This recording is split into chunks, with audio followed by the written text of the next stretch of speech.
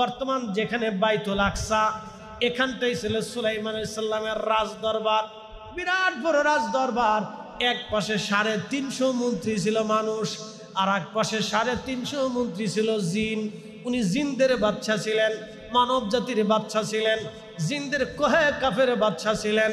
অতল সাগরের গহ্বরে যেই দৈত্য দানব জিনেরা বসবাস করে সেটারও বাদশা সুলাইমান আলাইহিস সালাম ছিলেন।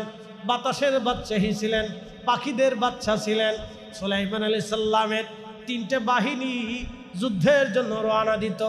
একটা বাহিনী মানুষ, আর একটা বাহিনী ছিল জিন। জিন বাহিনী ছিল, জিনেরাও সাথে সাথে যাইতো, মানুষেরাও যুদ্ধ করার জন্য যাইতো। মানুষ বাহিনী এত পরিমাণে সেনা ছিল, লক্ষ লক্ষ সেনাদেরকে ছায়া দেওয়ার জন্য। ছবি সুলাইমান আলাইহিস সালামের একটা বাহিনী ছিল, সেই বাহিনীর নাম হলো পাখি। এই পাখিদের যিনি মন্ত্রী ছিলেন তার নাম হুদহুদ। এই হুদহুদ শুধু মন্ত্রী ছিল না, গোয়েন্দা ডিভিশনের প্রধান, খুব মারাত্মক গোয়েন্দা ছিল। বড় বড় রাজ দরবারে রাজা বাদশাদের বেডরুমের কোনায় চুপচাপ যে বসে থাকত, রাজারা কি বলে হুদহুদ পাখি সেই কথাগুলি নিয়ে এসে হযরত সুলাইমান আলাইহিস সালামের কাছে সে বলে দিত। মন্ত্রীরা কি বলে, জিনেরা কি গল্প করে, এই হুদহুদ সেই কথাগুলি সুলাইমানের কাছে বলে দিত। এই হুদহুদের একটা চোখের পাওয়ার আল্লাহ দিয়েছিলেন, একটা রাডার আল্লাহ দিয়েছিলেন। তাফসীরের মধ্যে এসেছে, আল্লাহর নবী বলেন, আমার উম্মতরা তোমরা শুনে নাও, হুদহুদ আকাশ দিয়ে উড়ে যাইতো। উড়ে যাওয়ার সময় যখন মরুভূমির উপর দিয়ে যাইতো, মরুভূমির কত ফিট নিচে পানি আছে এই হুদহুদের চোখের রাডারে ধরা পড়তো। এই কোথায় স্বর্ণরূপা আছে হুদহুদের রাডারে ধরা পড়তো, কোথায় মণি মুক্তা হীরা জহরত আছে হুদহুদের রাডারে ধরা পড়তো। এই সুলাইমান আলাইহিস সালামের কাছে হুদহুদ এসে বলে দিত, পয়গম্বর, এত ফিট খুঁজলেই স্বর্ণ পাওয়া যাবে, মণিমুক্তা পাওয়া যাবে, এত ফিট খুঁজলেই খনন করলেই পানি আসবে। হযরত সুলাইমান আলাইহিস সালামের সোহবত থেকে একটা পাখি হুদহুদের চোখের পাড়া পার রাডার যদি এমন হয়, তাহলে বলেন তো এই জমানার আখিরি নবীর উম্মত ওলিদের চোখের রাডার কেমন হতে পারে? তাতে জোরে বলবেন কি আল্লাহু আকবার। এই উম্মতের ওলিদের রাডার এত বড় মজবুত, খাজা বাবা আজমিরি সেই দিন যদি আজমির শরীফ থেকে এক মুষ্টি ধুলা পানিপথের প্রান্তরে মোহাম্মদ গুরি সেনাবাহিনীর বিরুদ্ধে পৃথিবীরাজের সৈন্যদের মধ্যে যদি মারতে না পারতেন, তাহলে আজকের এই কালেমা আপনাদের হয়তো নসিবে হতো না। হুজুর মুজাদ্দিদ আল ফিসানি সেরহিন্দি ফারুকি, সম্রাট জাহাঙ্গীর এবং সম্রাট আকবর যখন দ্বীন ইলাহি চালু করলো, কালেমা পরিবর্তন করে দিল, লা ইলাহা ইল্লাল্লাহ আকবরু খলিফাতুল্লাহ, কালেমা চেঞ্জ করে ফেললো। কালেমা পরিবর্তন হয়ে গেল, সালাম বন্ধ হয়ে গেল, সালামের পরিবর্তে সে চালু করলো জাল্লে জালালহু, কুরবানি বন্ধ হয়ে গেল।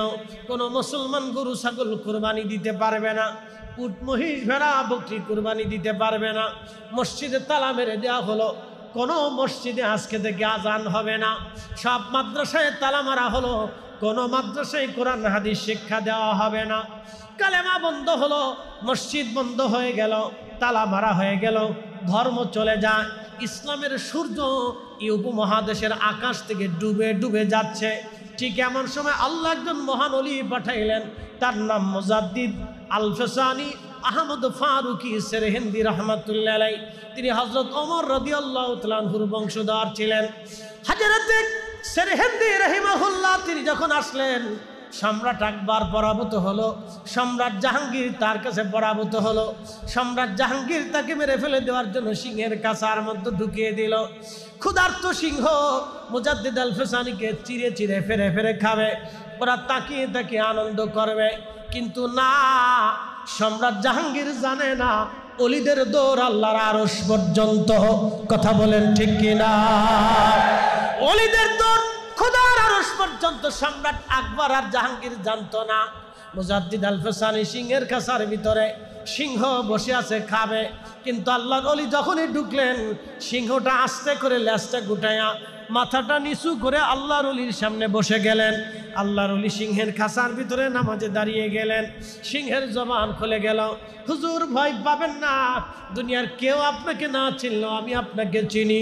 আল্লাহ আপনাকে জমানার মুজাদ্দেদ বানিয়ে পাঠিয়েছে, দিন সংস্কার জিন্দা করার জন্য আল্লাহ আপনাকে পাঠিয়েছে। আপনার শরীরে আসর পর্যন্ত কাটা আল্লাহ আমার জন্য হারাম করে দিয়েছে। আপনার কোনো ভয় নাই, আমার জীবন চলে গেলেও আমি আপনার ক্ষতি হতে দেব না। একবার আওয়াজ তুলে বলা যাবে কি মারহাবা। সেই দিন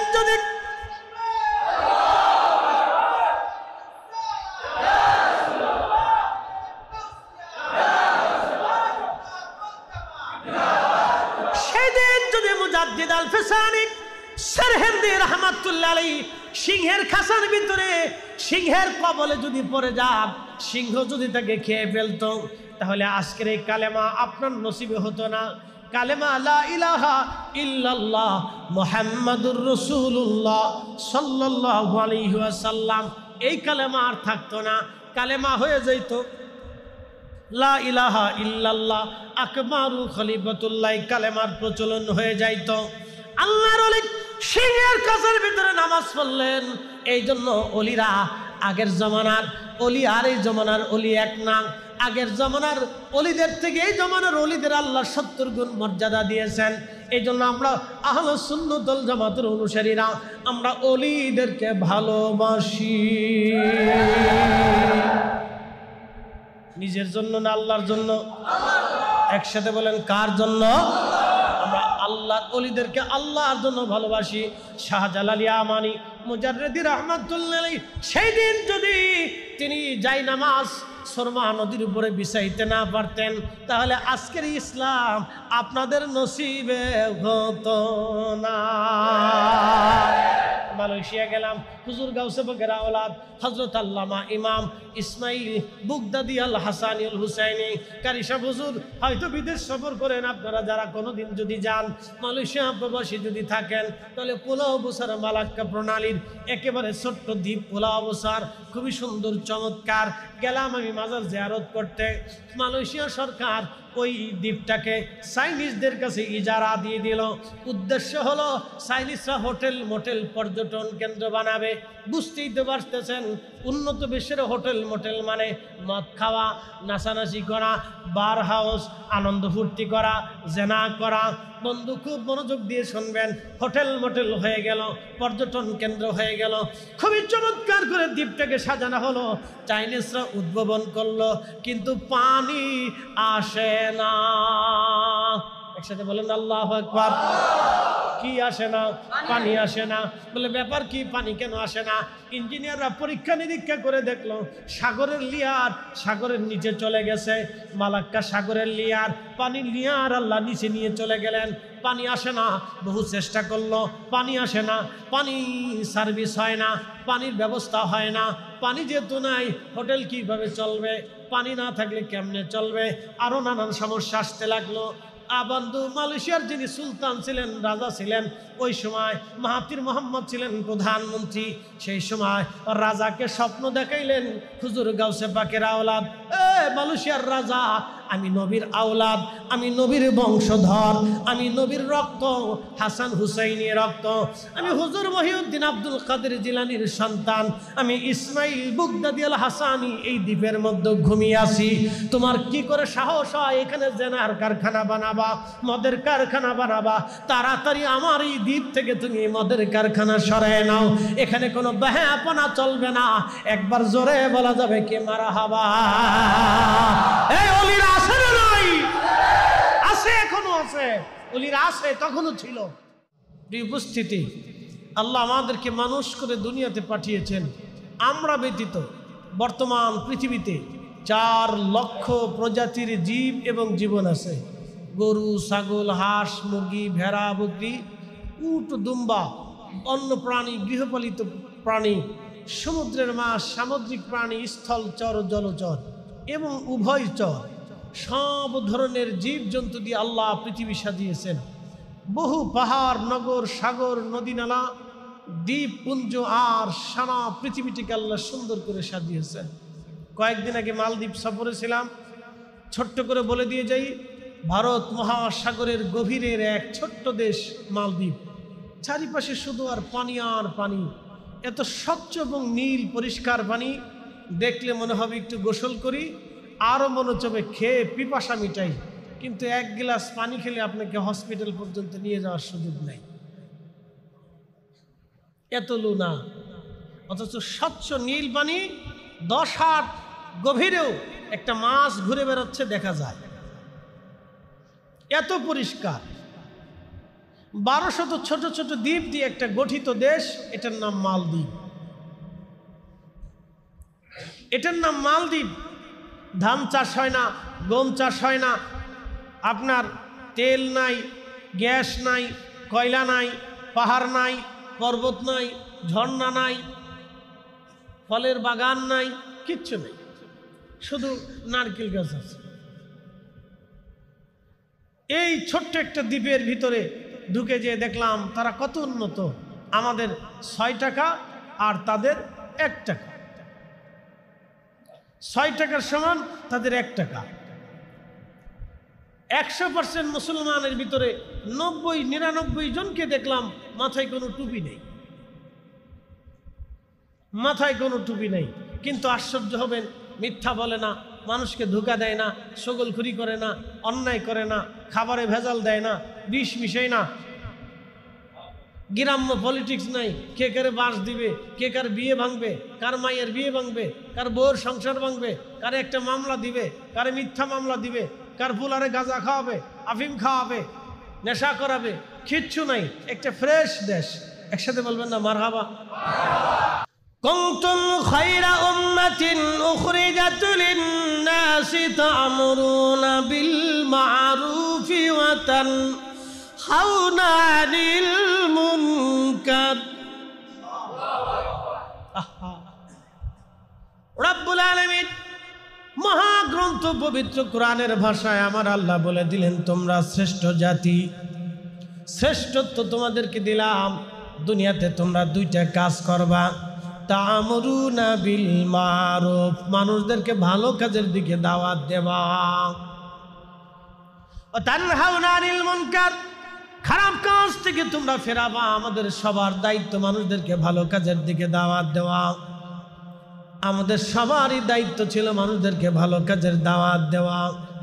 আল্লাহর নবী বললেন, তোমার কারণে যদি একজন বান্দা নামাজি হয়, যতদিন পর্যন্ত সে নামাজ পড়বে ততদিন পর্যন্ত আমার রব আমার আল্লাহ ওই বান্দার আমল নামায় নামাজের নেকি লিখতে থাকবে। জোরে বলেন সুবহানাল্লাহ।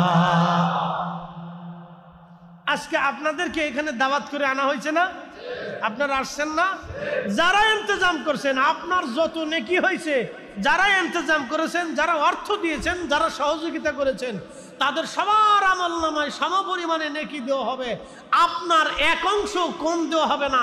আপনাকে যা দেওয়া হবে, চেয়ারম্যান সাহেবকে তা দেওয়া হবে, ইমাম সাহেবকে তা দেওয়া হবে, কমিটির সদস্যদেরকে তা দেওয়া হবে, এবং যারা টাকা দিয়ে সহযোগিতা করেছে তাদেরকেও সেই পরিমাণে দেওয়া হবে। এক চুল পরিমাণও কম হবে না। একসাথে বলবেন সুবহানাল্লাহ।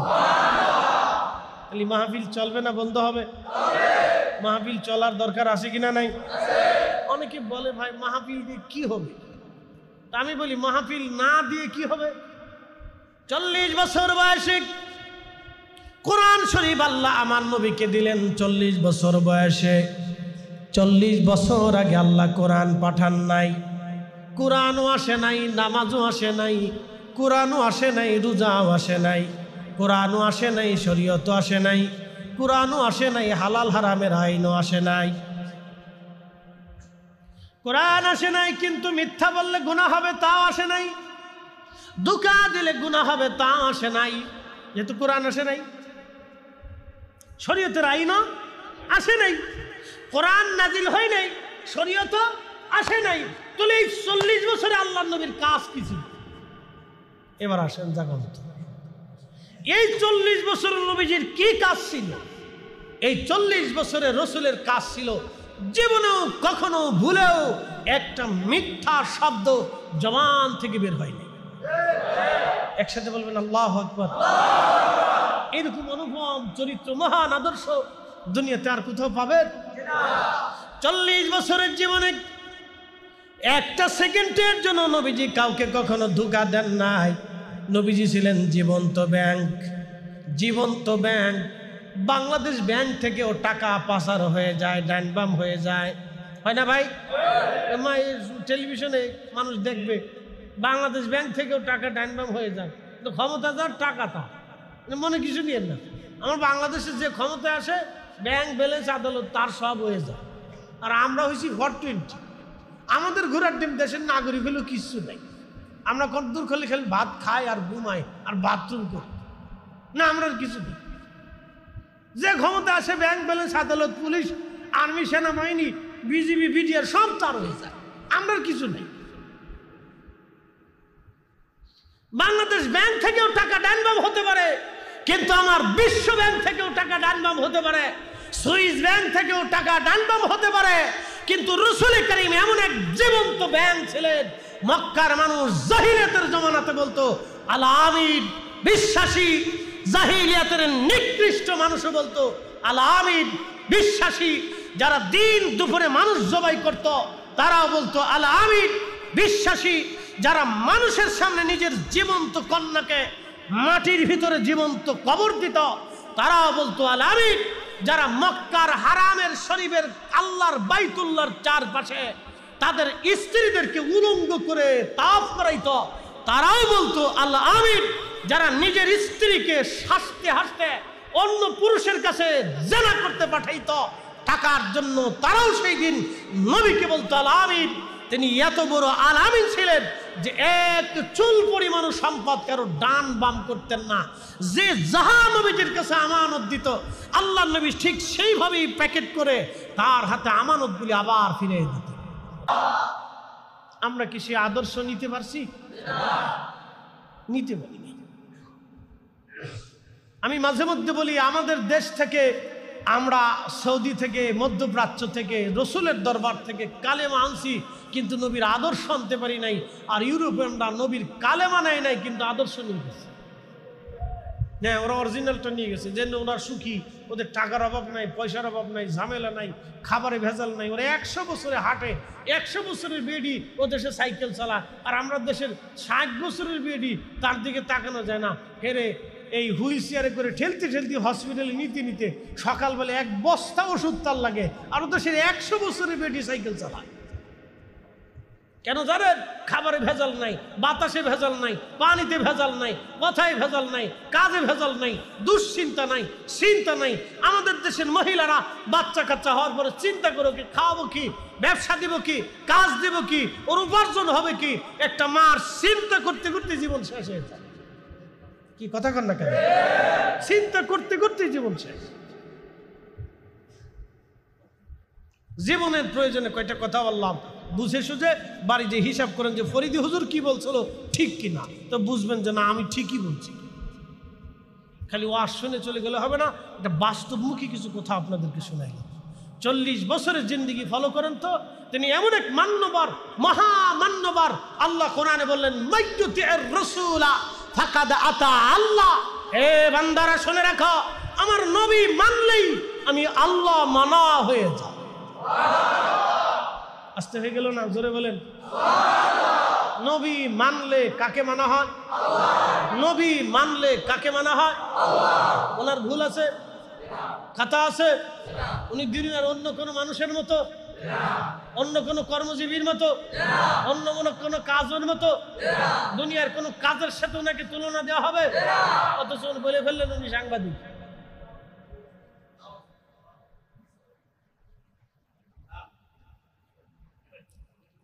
বললে আপনারা বলবেন বিরোধিতা করেন। না, আমরা কারো বিরোধিতা করি না, তবে রসুলের সম্মানকে হানি করলে আমরা এখানে চুপ থাকতেই পারি না। কথা বলেন ঠিক কিনা? কারো বিরোধিতা করেন, আল্লাহর কসম করে বলি কারোর সাথেই আমাদের দুশ্মনী নেই, না কারোর সাথেই দুশ্মনী নেই। কিন্তু শানে রিসালাতকে যদি আমার বাপেও ছোট করে দেখে তো এই সময় আমরা বাপকেও চিনি না, আমরা বাপকেও চিনি। হিসাব সহজ করে নিয়ে, কঠিন কিছু না বাপ, একেবারে সহজ হিসাব। এই সময় পৃথিবীর কাউকে চিনবেন না। বলে হুজুর কারণ কি? লা ইউমিন, নবীজি বলছেন লা ইউমিন আহাদুকুম হাত্তা আকুনা আহাব্বা ইলাইহি মিন ওয়ালিদিহি। এই হাদিস বর্ণনার একটা সারমর্ম আপনাদেরকে শোনাই। হযরত ওমর রাসূলের দরবারে আসছে। নবী জিজ্ঞেস করলেন, ওমর তুমি আমাকে ভালোবাসো? বলে, হ্যাঁ ইয়া রাসূলুল্লাহ। আপনাকে আমি অবশ্যই ওমর ভালোবাসি। নবীজি বললেন, ওমর কেমন করে ভালোবাসো? বলে, ইয়া রাসূলুল্লাহ, ইয়া হাবিবাল্লাহ, আমার সন্তান সন্ততি আমার সব কিছু থেকে আপনাকে বেশি ভালোবাসি। নবী বললেন, তোমার জীবন থেকে বেশি ভালোবাসো?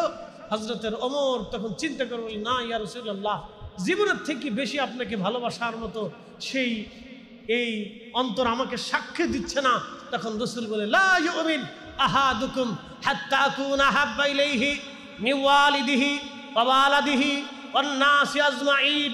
তখন হযরত ওমর রাদিয়াল্লাহু আনহু মাটির ভিতরে গড়াগড়ি করতে লাগলেন, চিৎকার মেরে মেরে কাঁদতে লাগলেন, হায় আফসোস, ওমরের জিন্দেগি বরবাদ হয়ে গেল, সেই ঈমানের স্বাদ এখনো নিতে পারলো না। না আসতে হল কেন, জোরে বলেন। সেই ঈমানের স্বাদ এখনো ওমর নিতে পারলো না। এরপরে হযরত ওমর ডেকে বলেন, ইয়া রাসূলুল্লাহ, আমার অন্তর সাক্ষী দিতেছে আমার জীবনের চাইতে আপনাকে বেশি ভালোবাসি। নবীজি জবাব দিলেন, ওমর রে, তাহলে তুমি শুনে নাও, তুমি এই ঈমানদার হতে পেরেছ। নবী বললেন, তোমার জীবনের চাইতে, সম্পদের চাইতে, দুনিয়ার চাইতে, পিতা মাতার চাইতে তোমার সন্তান থেকেও যদি বেশি ভালোবাসতে না পারো, ঈমানের স্বাদ তোমারও হবে না, ঈমানদার হবে না, ঈমানদার হবে না। এই হাদিসের দিকে তাকায়া নবীর শানকে কেউ যদি ছোট করে দেখে, আমরা এই সময় জবান বন্ধ রাখতে পারবো না। কথা বলেন ঠিক কিনা? এই সময় জবান বন্ধ রাখলে আপনি খেয়ানত করবেন, অনেক বড় খেয়ানত হবে। ওয়াল্লাহি বিল্লাহি তাল্লাহি ও আসমানওয়ালার কসম, তো জমিনওয়ালার কসম, ও মুলক মালিকের কসম করে বলতেছি, সেই দিন আল্লাহর আদালতে রসুলের বারগাহের সামনে দাঁড়াইতে হবে। সেই দিন আল্লাহ নবী বলবেন, হে রব, আমার এই উম্মত আমার ইজ্জত হানি, সম্মান হানির সময় সে মুখ বুজেছিল এবং সে আমার পক্ষ অবলম্বন করে নাই। হে রব, আমি তার ফয়সালা চাই। সেই দিন কোন চেহারা নিয়ে আল্লাহর সামনে দাঁড়াবেন একটু হিসাব করে কবরে যায়েন। দাঁড়াইতেই হবে, রাস্তা হবে না। এই জন্য কারো দিকে তাকাবেন না। আপনার দলের প্রেসিডেন্টও যদি শানে রাসালাতের বিরুদ্ধে বলে, তখন আপনি গর্জে দাঁড়িয়ে বলবেন, প্রেসিডেন্ট অসম্ভব, সব দিয়ে দিব আপনাকে, কিন্তু রসুল দিতে পারবো না, ঈমান দিতে পারবো না। কথা বলেন ঠিক না বেঠে? আপনার পীর যদি বলে তো বলবেন, পীর সাহেব হুজুর ভালোবাসি, বায়াত নিয়েছি, অঙ্গীকার করেছে বটে, কিন্তু শোনেন, সব আপনাকে দিতে রাজি আছি, দুনিয়ার সমস্ত সম্পদ আপনি নিয়ে যান, আপত্তি থাকবে না, কিন্তু শানে রাসালাতে ইশকে রাসূলে নবীর ইজ্জতের ব্যাপারে আপনাকেও ছাড় দেব না। এটা আমাদের ঈমান। এটা আমাদের কি ঈমান? একসাথে বলেন, এটা আমাদের কি ঈমান। এখানে কাউর ছাড় হবে না। প্রিয় উপস্থিতি হাজিরিন, 40 বছরে নবীজি আরো একটা কাজ করেছেন। প্রশ্ন রাখবেন, ফরিদি হুজুর কি কাজ করেছেন?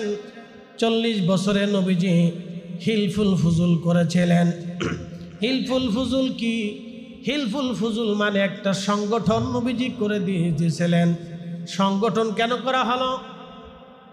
তখনকার দিনে আউস এবং খাজরাজ দুইটা গোত্র ছিল, বিরাট বড় বড় গোত্র। এরা উটকে পানি খাওয়ানো নিয়ে মারামারি লাগাইলো, যুদ্ধ লাগিয়ে দিল। এই যুদ্ধ 40 বছর পর্যন্ত স্থায়ী হলো, একদিন আর 2 দিন না, 40 বছর পর্যন্ত যুদ্ধ চলতে লাগলো। উটকে পানি খাওয়ানো নিয়ে আমাদের দেশে বিয়ে বাড়ি মারামারি হয় খাবার নিয়ে, ধরে বলেন, অনেক বিয়ে ভেঙে যায় খাবার নিয়ে। আচ্ছা বলেন তো, খাবার নিয়ে মারামারি, বলে গোশত কম দিলি কে? খোলা কি ভাইসে আইছে?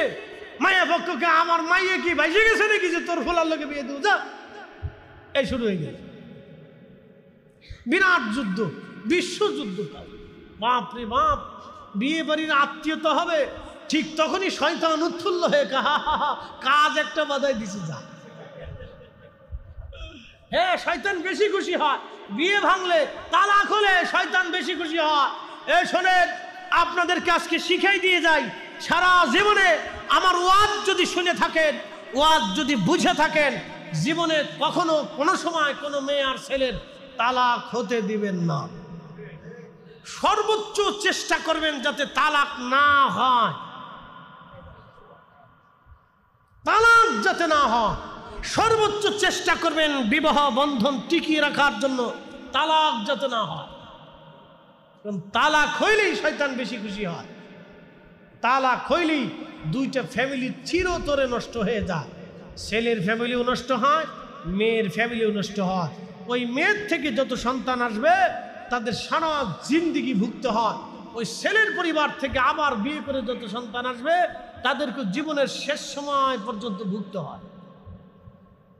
বিয়ে শাদী করলে হিসাব করে করবে, আর করলে সারাসারি চিন্তা মাথার ভিতরে আনবেনই না। আমি জীবনের তাগিদে কথাগুলি বললাম, খালি ওয়াজ শুনে গেলে হবে না, ওয়াজ বাড়ি পর্যন্ত নিয়ে যেতে হবে, উপলব্ধি করতে হবে যে আমি কি বলছি আপনাদের সামনে। প্রিয় উপস্থিতি হাজিরিন, আউস এবং খাজরাজ গোত্রের 40 বছর ধরে যুদ্ধ হলো। মক্কাতে বিভিন্ন গোত্রে গোত্রে যুদ্ধ ছিল। প্রিয় নবীজি চিন্তা করলেন এই যুদ্ধ বন্ধ করা লাগবে। যুদ্ধ বন্ধ করার জন্য নবীজি সংগঠন করলেন। এই সংগঠনের নাম হিলফুল ফুজুল। এই সংগঠনের কাজ ছিল গরিব মানুষের ঘরে খাবার দেওয়া, অভাবীর ঘরে খাবার দেওয়া, এতিমের পাশে দাঁড়ানো, দুষ্টের পাশে দাঁড়ানো, অসহায়ের পাশে দাঁড়ানো। হিলফুল ফুজুলের কাজ ছিল গরিব মানুষের মাঝে খাবার বিতরণ করা এবং অসুস্থ মানুষকে সেবা দেওয়া, আশ্রয়হীন মানুষকে আশ্রয় দেওয়া। একবার জোরে বলা যাবে কি মারহাবা। এই কাজ আজকে খ্রিস্টানরা নিয়ে গেছে। কারা নিয়ে গেছে? দেশে দেশে দেশে দেশে মানবাধিকার অফিস ওরা করে রাখছে। আমরা কি ছাতা করছি? আমরা আমিরমরা কেউ বিয়ে করছে 30টি, কেউ বিয়ে করে 25টি। এ কথা কয়ে লাভ নেই, বাংলাদেশে এই সুযোগ নেই। যারা সৌদি আরবে থাকছেন, মধ্যপ্রাচ্যে থাকছেন, তারা দেখছেন কারো বউ 25টি আছে। আচ্ছা বলেন তো, একজন মানুষ 25টি বউ দিয়ে কি করে? ও গরু না জিন? হ্যাঁ, কি করেটা কি? 25টি বউ দিয়ে কি করে? আপনার কি মন বলে সে হক আদায় করতে পারে? হ্যাঁ, জীবনও তো না। একমাত্র পৃথিবীতে একজন সুপুরুষ ছিল, তিনি হযরত সাইয়্যিদুনা সুলাইমান আলাইহিস সালাম।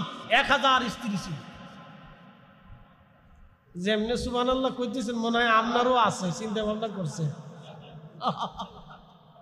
জোরে করলো সুবহানাল্লাহ। বলে ফরিদ হিসেব আজগুবি বলে না। ইমাম ইবনে কাসির আল বেদায়াতে লিখছে 1000 স্ত্রী ছিল, দাসীবাদী সহ। ওনার 100 স্ত্রীর সাথে এক রাতে 100 জন স্ত্রীর সাথে সময় দিয়েছেন। জোরে কর, জোরে জোরে জোরে, না হয় না আরো জোরে কর। দুর্বল মাইরেন না, দুর্বল মাইরেন না, মনে সাহস রাখে। জোরে বলেন আল্লাহু আকবার। কত স্ত্রী? 100 জন বিবির সাথে এক রাতে সময় দিয়েছে। সহিহ বুখারীর হাদিস কিতাবুল আম্বিয়াতে আসছে। আমি বানান্য গল্প বলতেছি না, আল্লাহর মেহবুব নিজে বলেছেন 100 স্ত্রীর সাথে সময় দিয়েছেন। সুপুরুষ ছিলেন। নবীজি বললেন সুপুরুষ ছিলেন, একটা বেড়া ছিলেন। 100 স্ত্রীর সাথে এক রাতে সময় দিয়েছেন। এখন আপনাকে যদি জিজ্ঞেস করি 12 ঘন্টার রাত তো এবার ভাগ করেন, 100 জনকে কিভাবে ভাগ করবেন? আপনি ভাগ করে দেন। এটা মুজেজা। একসাথে বলেন এটা কি? জোরে বলেন এটা কি? মুজেজা। নবীদের সাথে কোন ব্যক্তির তুলনা দিলে এটা বড় বেমানান হবে, বেঈমানি হবে, নাফরমানি হবে। কথা বলেন ঠিক না বেটে? আমার নবীজির স্ত্রী, আমাদের মা কয়জন ছিল? 11 জন। একসাথে বলবেন না মারহাবা? কতজন ছিল? 11 জন মা ছিল আমাদের। কতজন মা? 11 জন মা ছিল। আমাদের আম্মা ছিলেন 11 জন। আমি আমার মসজিদে, হাউজিং মসজিদে একদিন দাঁড়ায় বললাম, ভাইরে আপনারা তো অনেকেই রসুলকে নিজেদের মতো ভাবেন, তা আমার নবীজির 11 জন স্ত্রী, আমাদের 11 জন আম্মা ছিলেন, তা আপনারা যদি সম্ভব হয় তো 11 জন স্ত্রী গ্রহণ করে 6 মাস পরে যদি বুড়িগঙ্গার পানির ভিতরে না চুবাইছে তো আমি গরিবাদ দিয়ে চুরি করব।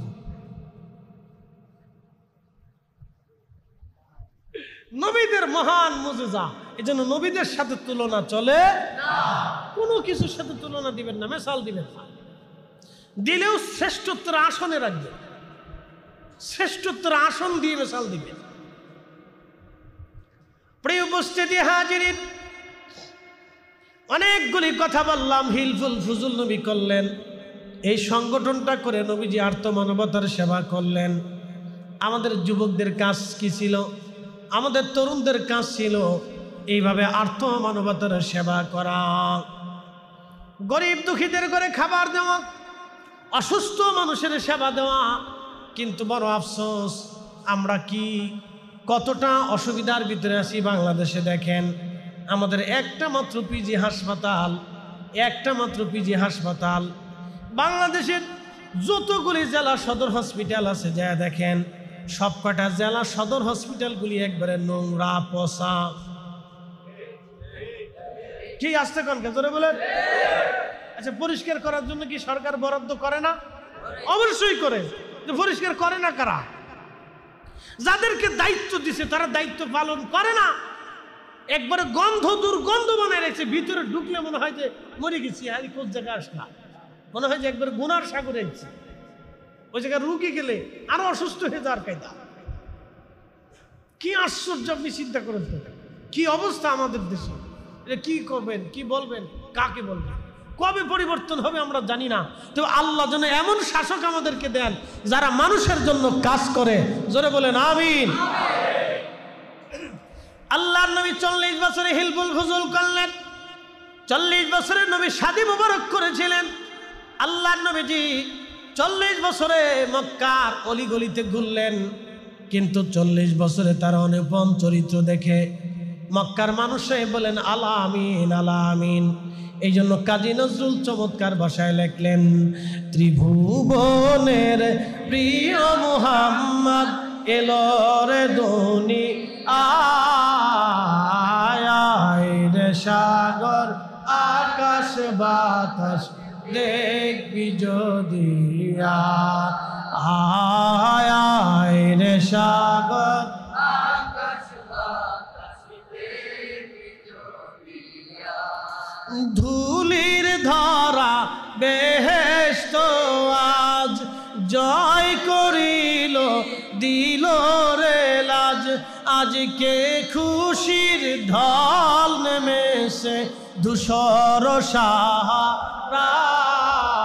সাহারায় রে সাগর আকাশ বাতাস দেখবি যদি আয় রে সাগর আকাশ বাতাস দেখবি যদি। প্রিয় উপস্থিতি, 40 বছরের জীবনের মুক্তাসার একটা পাঠ আমি আপনাদেরকে শোনাইলাম। 40টা বছর নবীজি চলে যাওয়ার পরে কোরআন নাজিল হলো। কোরআন আসার পরে শরীয়ত আসলো, নামাজ আসলো, রোজা আসলো, হজ আসলো, যাকাত আসলো, আনুষঙ্গিক ইবাদত, সুন্নত, মুস্তাহাব, ওয়াজিব, ফরজ এগুলি আসতে লাগলো। 40 বছরে পরে যায় কোরআন আসলো, বিধান আসলো, শরীয়ত আসলো। কিন্তু এই 40 বছরে নবীজির অনুপম চরিত্রের আধার ছিলেন। এই জন্য হাসান বিন সাবিত কবিতার ছন্দ দিয়ে তিনি লিখলেন, ইন্নাকা উলিতা মুবাররান মিন কুল্লি আইব কাআন্নাকা কদ খুলিকতা কামা তাশা। নবীজি, আপনি দুনিয়াতে এসেছেন, আপনার আগে পরে কোনো অপরাধ নাই, কোনো আইব নাই, কোনো দোষ নাই, কোনো ত্রুটি নাই, কোনো খাতা নাই, কোনো ভুল নাই। আর আপনার এই পবিত্র সুন্দর অবয়ব, আপনার এই জিসম সৃষ্টি করার আগে মনে হয় আমার রব, আমার আল্লাহ আপনার সাথে পরামর্শ করে নিয়েছিল। একবার জোরে বলা যাবে কি মারহাবা? আল্লাহুম্মা সাল্লি আলা। মাশাআল্লাহ, আল্লাহু আকবার। ওয়া আলা আলি সাইয়্যিদিনা।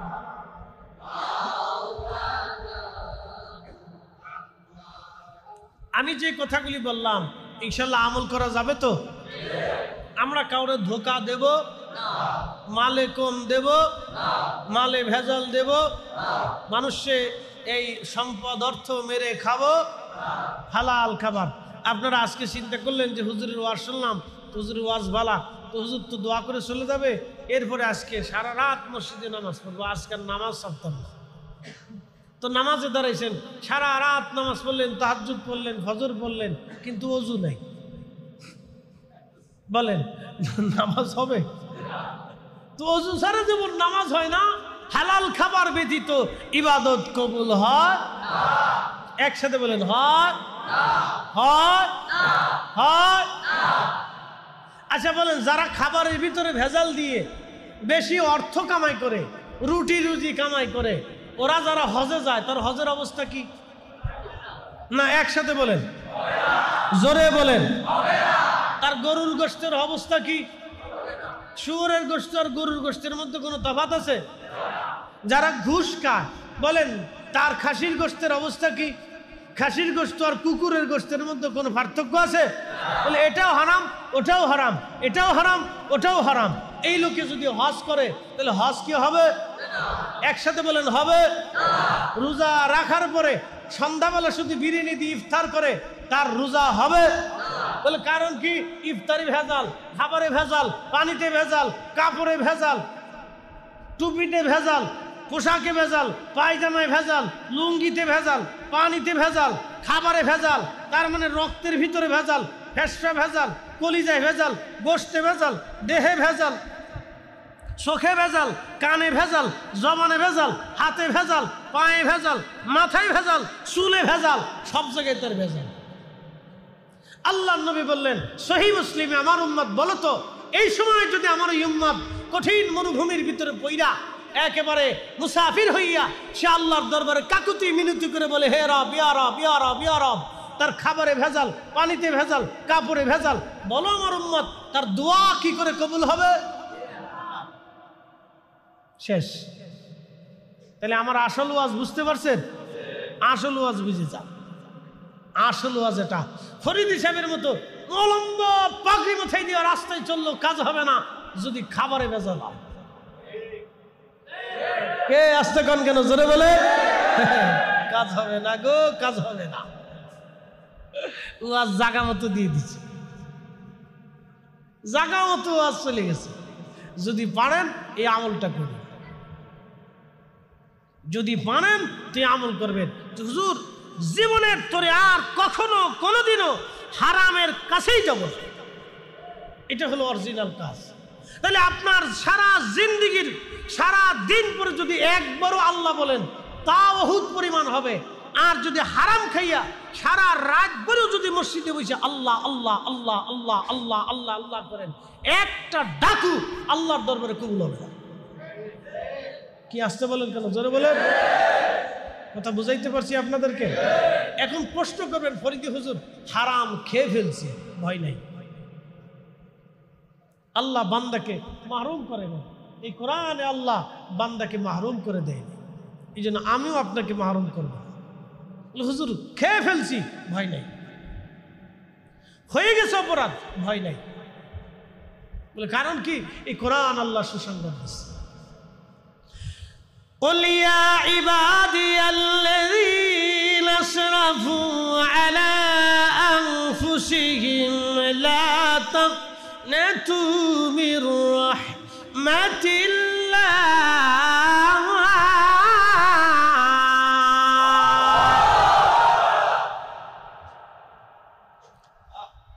إن الله يغفر الذنوب جميعا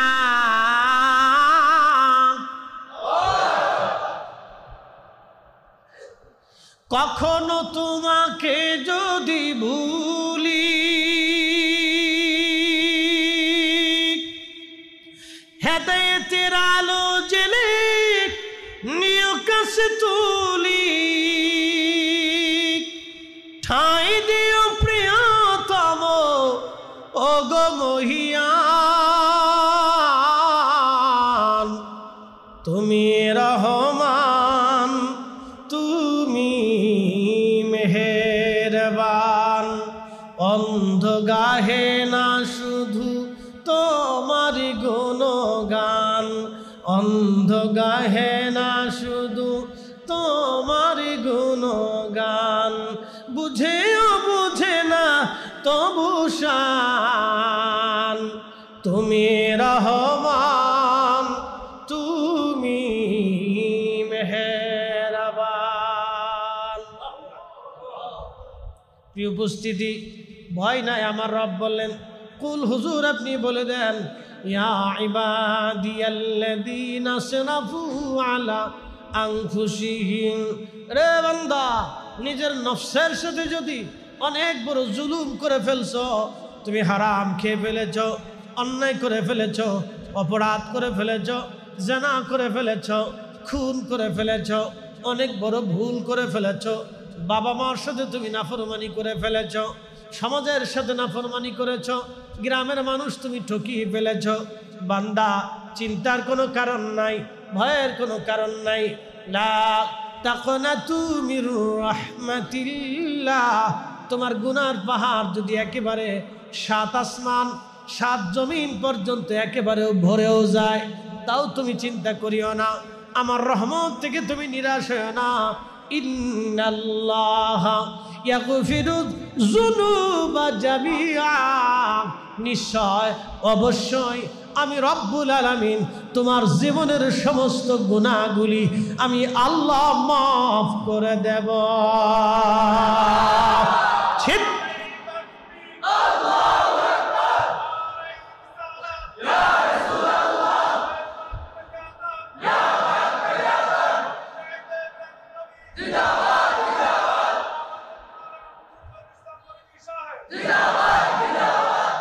ক্ষমা করবে কে? জোরে বলেন কে? ক্ষমা চাবে কে? ক্ষমা চাবে আমরা। ক্ষমা করবে কে? ক্ষমা চাইতে হলে হাত বাড়াইতে হবে কিনা? সেজদা দিতে হবে কিনা?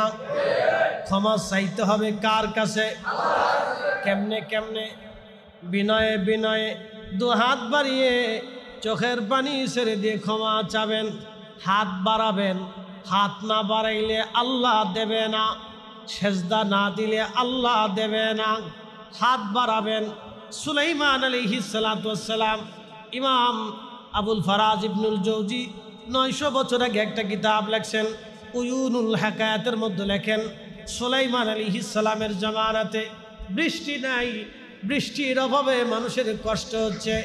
সমস্ত লোকেরা এসে বলল, নবী সুলাইমান, দুনিয়ার বাদশাহী আল্লাহ আপনাকে দিয়েছে, তামাম পৃথিবীর বাদশা আল্লাহ আপনাকে বানিয়েছে, হুজুর বৃষ্টি নাই, আপনি আল্লাহর কাছে বলে বৃষ্টি এনে দেন। নবী সুলাইমান আলাইহিস সালাম বললেন, হে আমার উম্মতেরা, বৃষ্টি তো তোমরা চাও, তাহলে আমার সাথে চলো, আমরা সালাতুল ইস্তিসকারে নামাজ পড়ব। বর্তমান যেখানে বাইতুল আকসা, এখানটাই ছিল সুলাইমান আলাইহিস সালামের রাজ দরবার, বিরাট বড় রাজ দরবার। এক পাশে 350 মন্ত্রী ছিল মানুষ, আর এক পাশে 350 মন্ত্রী ছিল জিন। উনি জিনদের বাদশা ছিলেন, মানব জাতির বাদশা ছিলেন, জিনদের কহে কাফের বাদশা ছিলেন। অতল সাগরের গহ্বরে যেই দৈত্য দানব জিনেরা বসবাস করে, সেটারও বাদশা সুলাইমান আলাইহিস সালাম ছিলেন। বাতাসের বাদশাহী ছিলেন, পাখিদের বাদশা ছিলেন। সুলাইমান আলাইহিস সালামের 3টে বাহিনী যুদ্ধের জন্য রওনা দিত। একটা বাহিনী মানুষ, আর একটা বাহিনী ছিল জিন। জিন বাহিনী ছিল, জিনেরাও সাথে সাথে যাইতো, মানুষেরাও যুদ্ধ করার জন্য যাইতো। মানুষ বাহিনী এত পরিমাণে সেনা ছিল, লক্ষ লক্ষ সেনাদেরকে ছায়া দেওয়ার জন্য। ছবি সুলাইমান আলাইহিস সালামের একটা বাহিনী ছিল, সেই বাহিনীর নাম হলো পাখি। এই পাখিদের যিনি মন্ত্রী ছিলেন তার নাম হুদহুদ। এই হুদহুদ শুধু মন্ত্রী ছিল না, গোয়েন্দা ডিভিশনের প্রধান, খুব মারাত্মক গোয়েন্দা ছিল।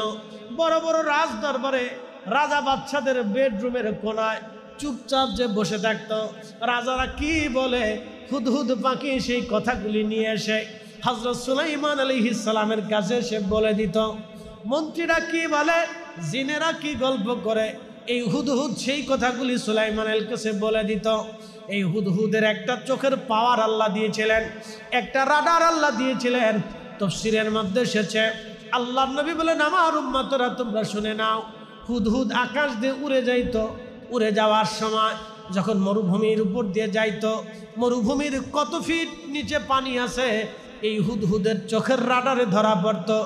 এই কোথায় স্বর্ণরূপা আছে হুদহুদের রাডারে ধরা পড়তো, কোথায় মণি মুক্তা হীরা জহরত আছে হুদহুদের রাডারে ধরা পড়তো। এই সুলাইমান আলাইহিস সালামের কাছে হুদহুদ এসে বলে দিত, পয়গম্বর এত ফিট খুঁজলেই স্বর্ণ পাওয়া যাবে, মণিমুক্তা পাওয়া যাবে, এত ফিট খুঁজলেই খনন করলেই পানি আসবে। হযরত সুলাইমান আলাইহিস সালামের সোহবত থেকে একটা পাখি হুদহুদের চোখের পাড়া পার রাডার যদি এমন হয়, তাহলে বলেন তো এই জমানার আখিরি নবীর উম্মত ওলিদের চোখের রাডার কেমন হতে পারে? তাতে জোরে বলবেন কি আল্লাহু আকবার।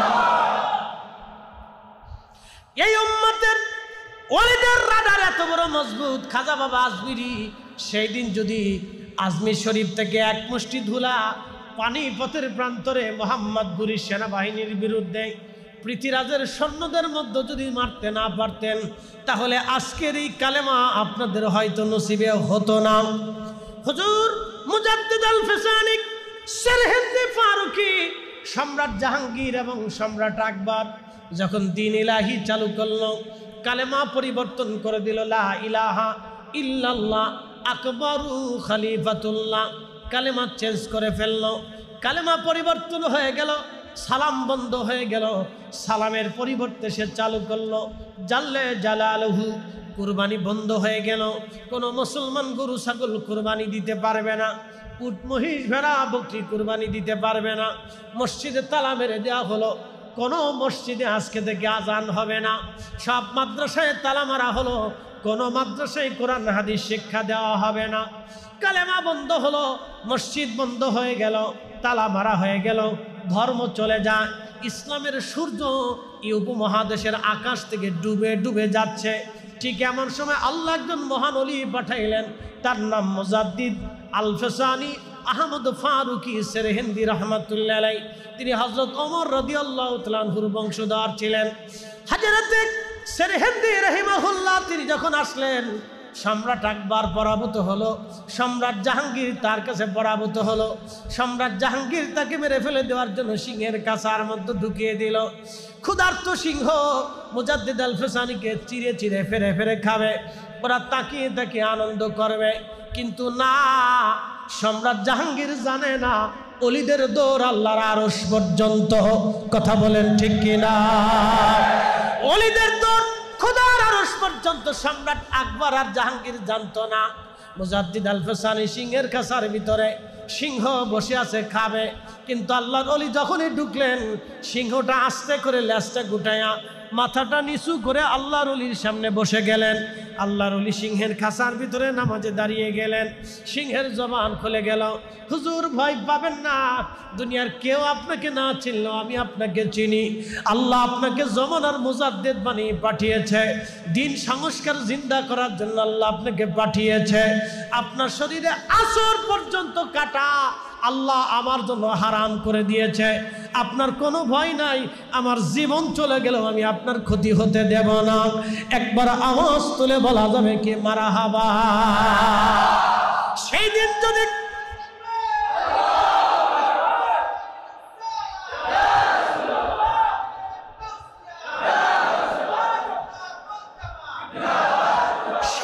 যদি মুজাদ্দিদ আল ফিসানি সেরহিন্দি রহমাতুল্লাহ আলাইহি সিংহের খাঁচার ভিতরে সিংহের কবলে যদি পড়ে যান, সিংহ যদি তাকে খেয়ে ফেলতো, তাহলে আজকের এই কালেমা আপনার নসিবে হতো না। কালেমা লা ইলাহা ইল্লাল্লাহ মুহাম্মাদুর রাসূলুল্লাহ সাল্লাল্লাহু আলাইহি ওয়াসাল্লাম, এই কালেমা আর থাকতো না। কালেমা হয়ে যেত লা ইলাহা ইল্লাল্লাহ আকবরু খলিফাতুল্লাহ, কালেমার প্রচলন হয়ে যাইত। আল্লাহর ওলি সিংহের কাছার ভিতরে নামাজ পড়লেন। এই জন্য ওলিরা আগের জমানার ওলি আর এই জমানার ওলি এক না। আগের জমানার ওলিদের থেকে এই জমানার ওলিদের আল্লাহ 70 গুণ মর্যাদা দিয়েছেন। এই জন্য আমরা আহলে সুন্নাত ওয়াল জামাতের অনুসারীরা আমরা ওলিদেরকে ভালোবাসি। নিজের জন্য না আল্লাহর জন্য? একসাথে বলেন, কার জন্য? আমরা আল্লাহর ওলিদেরকে আল্লাহর জন্য ভালোবাসি। শাহজালাল আমানি মুজাররিদি রাহমাতুল্লাহ আলাইহি সেই দিন যদি তিনি জায়নামাজ সুরমা নদীর উপরে বিছাইতে না পারতেন তাহলে আজকের ইসলাম আপনাদের নসিবে হতো না। মালয়েশিয়া গেলাম, হুজুর গাউসে পাকের আওলাদ হযরত আল্লামা ইমাম ইসমাইল বুগদাদি আল হাসানি আল হুসাইনি কারি সাহেব হুজুর হয়তো বিদেশ সফর করেন, আপনারা যারা কোনোদিন যদি যান মালয়েশিয়া প্রবাসী যদি থাকেন তাহলে পোলাও বসার মালাক্কা প্রণালীর একেবারে ছোট্ট দ্বীপ পোলাও বসার খুবই সুন্দর চমৎকার। গেলাম আমি মাজার জিয়ারত করতে। মালয়েশিয়া সরকার ওই দ্বীপটাকে চাইনিজদের কাছে ইজারা দিয়ে দিল। উদ্দেশ্য হলো চাইনিজরা হোটেল মোটেল পর্যটন কেন্দ্র বানাবে। বুঝতেই তো পারতেছেন উন্নত বিশ্বের হোটেল মোটেল মানে মদ খাওয়া, নাচানাচি করা, বার হাউস, আনন্দ ফুর্তি করা, জেনা করা। বন্ধু খুব মনোযোগ দিয়ে শুনবেন, হোটেল মোটেল হয়ে গেল, পর্যটন কেন্দ্র হয়ে গেল। খুবই চমৎকার করে দ্বীপটাকে সাজানো হলো। চাইনিজরা উদ্ভাবন করলো, কিন্তু পানি আসে না। একসাথে বলেন আল্লাহু আকবার। কি আসে না? পানি আসে না। বলে ব্যাপার কি, পানি কেন আসে না? ইঞ্জিনিয়াররা পরীক্ষা নিরীক্ষা করে দেখলো সাগরের লিয়ার সাগরের নিচে চলে গেছে। মালাক্কা সাগরের লিয়ার, পানির লিয়ার আল্লাহ নিচে নিয়ে চলে গেলেন। পানি আসে না। বহু চেষ্টা করলো, পানি আসে না। পানি সার্ভিস হয় না, পানির ব্যবস্থা হয় না। পানি যেহেতু নাই, হোটেল কিভাবে চলবে? পানি না থাকলে কেমনে চলবে? আরো নানান সমস্যা আসতে লাগলো। বন্ধু মালয়েশিয়ার যিনি সুলতান ছিলেন, রাজা ছিলেন, ওই সময় মাহাতির মোহাম্মদ ছিলেন প্রধানমন্ত্রী। সেই সময় রাজাকে স্বপ্ন দেখাইলেন, হুজুর গাউসে পাকের আওলাদ, মালয়েশিয়ার রাজা, আমি নবীর আওলাদ, আমি নবীর বংশধর, আমি নবীর রক্ত, হাসান হুসাইনের রক্ত, আমি হুজুর মহিউদ্দিন আব্দুল কাদের জিলানির সন্তান, আমি ইসমাইল বুগদাদি আল হাসানি এই দ্বীপের মধ্যে ঘুমিয়ে আছি। তোমার কি করে সাহস হয় এখানে জেনার কারখানা বানাবা, মদের কারখানা বানাবা? তাড়াতাড়ি আমার এই দ্বীপ থেকে তুমি মদের কারখানা সরায় নাও, এখানে কোনো বেহাপনা চলবে না। একবার জোরে বলা যাবে কি মারহাবা? এই ওলিরা আছে না নাই? আছে, এখনো আছে। ওলিরা আছে, তখনও ছিল। ইজারা বন্ধ হয়ে গেল, চায়নারা চলে গেল। আমি ঘুরে দেখে আসছি সে হোটেল মোটেল পরিত্যক্ত অবস্থায় পড়ে আছে, এখন আর লোক যায় না। মালয়েশিয়ান সরকার একটা আইন করে দিলেন, এমন আইন করে দিলেন, সুন্দর করে প্লাকার্ডে লিখে দিলেন, এইখানে কোনো পুরুষ এবং নারী একত্রিতভাবে এক জায়গায় বৈশা কোনো যুবক যুবতী ডেটিং করতে পারবে না। যদি কোনো যুবক যুবতী এইখানে বসে এই দ্বীপের মধ্যে এক জায়গায় বৈশা এই মাজারের আঙ্গিনার আশেপাশে বৈশা যদি তারা ডেটিং করে তাহলে 1000 রিঙ্গিত জরিমানা ধার্য হয়েছে। বাংলাদেশের কত হাজার হবে? 30,000 টাকা, আরো 6 মাসের জেল জরিমানা হবে। কোনো প্রেসিডেন্টও তাকে ছুটাইতে পারবে না। ওরা আল্লাহর ওলিদের মাজারকে এইভাবে সংরক্ষণ করে রাখছে। একবার জোরে বলা যাবে কি মারহাবা? আর আমরা আছি ভাঙ্গার চিন্তাছি যে ক্ষমতা আসলে ভাঙিয়ে দিবেন। সারা জীবন চিন্তা করবেন কিন্তু ক্ষমতা পাবেন না। বলে হুজুর কারণ কি? ক্ষমতা ওলিদের দোয়ায় আসে, ক্ষমতা ওলিদের দোয়ায় আসে। কেউ যদি মনে করে যে আমরা ক্ষমতায় আসলে বাংলাদেশের সব মাজার ভাঙিয়ে সমান করে দিব, শুনে রাখেন, স্বপ্ন দেখবেন, ক্ষমতা পাবেন না। না না, ক্ষমতা পাবেন না। বলে কারণ কি? আমি বলে দিয়ে গেলাম, এই ওয়াজ আমার সাক্ষী থাকবে। ক্ষমতা পাবেন না। বলে কারণ কি? ওলিদের দোয়ায় ক্ষমতা আসে। কাদের দোয়া? ওলিদের দোয়া। দুনিয়াতে ওলিদের দোয়ায় ক্ষমতা আসে, ওলিদের দোয়া আসমান থেকে বৃষ্টি আসে, ওলিদের উসিলায় জমিনে শস্য হয়। নতুবা আমরা যেই অপরাধ করি, যেই গুনাহ করি, যেই জঘন্য কাজ করি, এই কাজে আল্লাহ আসমান থেকে বৃষ্টি দেওয়ার কথা না। কি কথা ঠিক আছে না? জঘন্য কাজের শেষ সীমায় পর্যন্ত চলে গেছে, বৃষ্টি আসার কথা না। জঘন্য কাজের শেষ সীমায় পর্যন্ত চলে গেছে, বৃষ্টি আসার কথা না। শুধু ওনাদের দোয়ায় বৃষ্টি আসে। ওনাদের দোয়া বৃষ্টি আসে, পৃথিবীতে আল্লাহ বৃষ্টি দেয় ওনাদের দোয়ার কারণে। আমি বাস্তব কথা আপনাদের সামনে উপস্থাপন করলাম, উপস্থিতি বুঝে যাবেন। ওলিদের কারণে আজকে ইসলাম পেলাম। হযরতে সুলাইমান আলাইহিস সালামের সেই হুদহুদ পাখির কথা বলতেছিলাম, পাখিরা মানব সৈন্যদেরকে ছায়া দিত, উড়ে উড়ে উড়ে উড়ে। তাহলে বুঝেন কত পাখি তার অনুগত ছিল, কত মানব ও জিন জাতিরা হযরত সুলাইমান আলাইহিস সালামের অনুগত ছিল, হযরত সুলাইমান আলাইহিস সালামের বাধ্য ছিল। একসাথে বলবেন আল্লাহু আকবার। তেলের গাড়ি তেলে চলে, হাওয়ার গাড়ি হাওয়ায় উড়ে, বিনা তেলে চালায় গাড়ি নবী সুলাইমান। আমরা সেই মুসলমান, আমরা সেই মুসলমান। আমাদের নবী সাল্লাল্লাহু আলাইহি ওয়াসাল্লামের একটা তখ্ত ছিল, এই তখ্ত বাতাসে উড়াই নিয়ে যেত। তো কত বড় তখ্ত জানেননি? এই ইটের সমান না, ইটের সমান না। ওনার তখ্তে লক্ষ লক্ষ সৈন্য বসাইতেন, উট ঘোড়া গাধা, যুদ্ধের সামগ্রিক যন্ত্রপাতি অস্ত্রপাতি নিতেন, তারপরে লক্ষ লক্ষ সৈন্যদের খাবার দাবার নিতেন। তাহলে এবার তখ্তটা কত বড় হবে? টাইটানিক জাহাজের চাইতেও কত বড় হবে? টাইটানিক জাহাজে মাত্র 1500 লোক আটত। কত লোক? মাত্র 1500 লোকের সংস্থান ছিল, মানে বাসস্থান ছিল। এই 1500 লোকের উপরে টাইটানিক জাহাজের আর এবিলিটি ছিল না। 1500 লোকের একটা ব্যবস্থা ছিল টাইটানিক, তা এক বরফের আঘাতে ভেঙে চুরে তলায় চলে গেছে। কি কথা ঠিক আছে কিনা? এক বরফের গুতায় শেষ। তো 1500 টাইটানিক জাহাজ আটতো, আর সুলাইমান আলাইহিস সালামের তখ্তে লক্ষ লক্ষ সৈন্য বসাইতো। তাহলে এবার বুঝেন কয়শো টাইটানিকের সমান হবে। একসাথে বলবেন আল্লাহু আকবার। সুলাইমান আলাইহিস সালাম বাতাসে বলতেন, বাতাস আমার তখ্ত উড়াও। বাতাসে সেই তখ্তরে উঠাইয়া ওনার যেখানে খুশি সেখানে যায় নামতেন সৈন্যবাহিনী নিয়ে। একসাথে বলবেন আল্লাহু আকবার। পৃথিবীর কোন বাহিনী ওনার সামনে দাঁড়াইতে পারত না। এবার বলেন ওনার রাজত্ব কি আর আছে? একসাথে বলুন, ওনার রাজত্ব আছে? ওনার সেই সাম্রাজ্য আর আছে? নাই। আল্লাহ ওনাকে ওনার স্থানে নিয়ে চলে গেছেন, ওনার নবুয়ত খাতিম করেছেন। কিন্তু আল্লাহ তার রসুলকে তখ্তবিহীন, মসনদবিহীন, সাম্রাজ্যবিহীন এমন এক প্রেমের সাম্রাজ্য দিয়েছে, তাম পৃথিবীর কোটি কোটি মানুষ ওনার জন্য চোখের পানি ফেলায় ফেলায় কান্দে। কথা বলেন ঠিক না ঠিক? রাহমাতুল্লিল আলামিন। ওনার আদর্শ আমরা নিতে পারবো কি পারবো না? নেওয়া যাবে? জীবনে মিথ্যা বলেন, মানুষ ঠকান নাই, এগুলি নিতে হবে। অরিজিনালটা নেন। খালি ফরিদি সাহেবের মতো ফাঁক বিপদেন যে মাথায় দিয়ে রাস্তায় হাঁটতে কিন্তু কাজ হবে না। যেটা নেওয়ার দরকার সেটা নেন। গীবত করেন না, কোনো মানুষের মেয়ের বিবাহ ভাঙ্গেন না। বাংলাদেশের গ্রাম অঞ্চলে একটা পলিটিক্স আছে, নাম হচ্ছে ভিলেজ পলিটিক্স।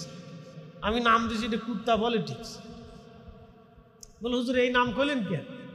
এত মারাত্মক, কারো মাইয়ের ঠিক মতো বিয়ে পর্যন্ত হইতে দেয় না। কি ঠিক আসছে কোন কে? জোরে বলেন। এদেশের গ্রামের 68,000 গ্রামের 68,000 গ্রামের অন্তত মিনিমাম 68,000 গ্রামে বহু মানুষ নিজের স্বাধীন মতো